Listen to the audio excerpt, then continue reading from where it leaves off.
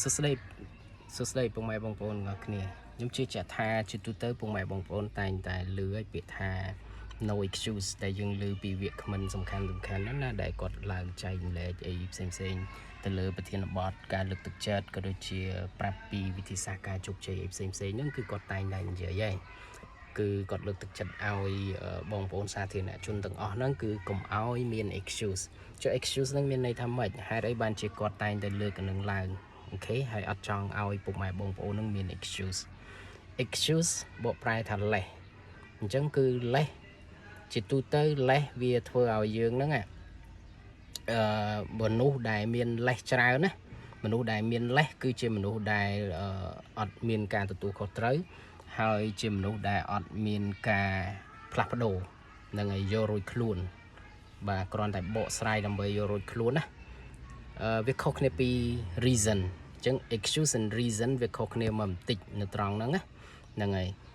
ព្រោះអ្នកខ្លះក៏គាត់ច្រឡំដែរថាគាត់មានលេសណាហ្នឹងគឺជាហេតុផលនៃការបកស្រាយផងគាត់ប៉ុន្តែជាក់ស្ដែងវាគឺជាលេស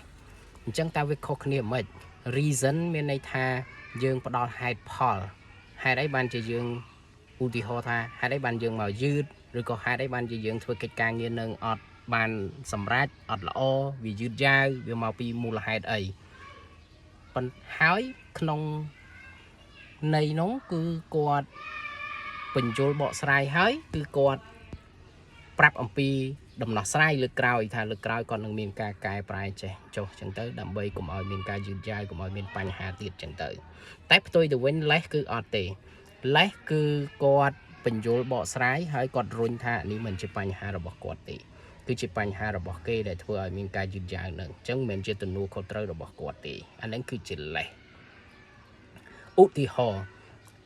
យើងមានការណាត់ជួបប្រជុំជាមួយនឹងបុគ្គលណាម្នាក់ហើយពេលដែលយើងទៅដល់ណា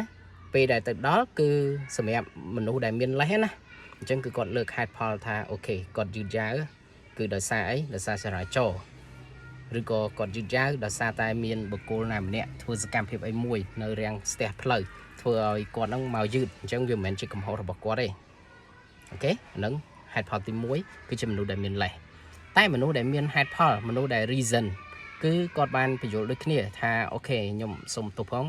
ខ្ញុំមកមានការយឺតយ៉ាវដោយសារចរាចរណ៍វាមានបញ្ហាអញ្ចឹងលើកក្រោយគឺខ្ញុំនឹងចាក់ចេញពីផ្ទះហ្នឹងឲ្យបានលឿនជាងនេះហើយឬក៏ខ្ញុំផ្លាស់ប្ដូរផ្លូវដើម្បីធ្វើយ៉ាងណាខ្ញុំមកឲ្យបានទាន់ពេលវេលាហើយខ្ញុំសូមអធិស្ឋានសម្រាប់ការយឺតយ៉ាវលើកហ្នឹងហើយខ្ញុំសូមសន្យាថានឹងមិនមានការយឺតយ៉ាវម្ដងទៀតទេអានេះគឺជាហេតុផល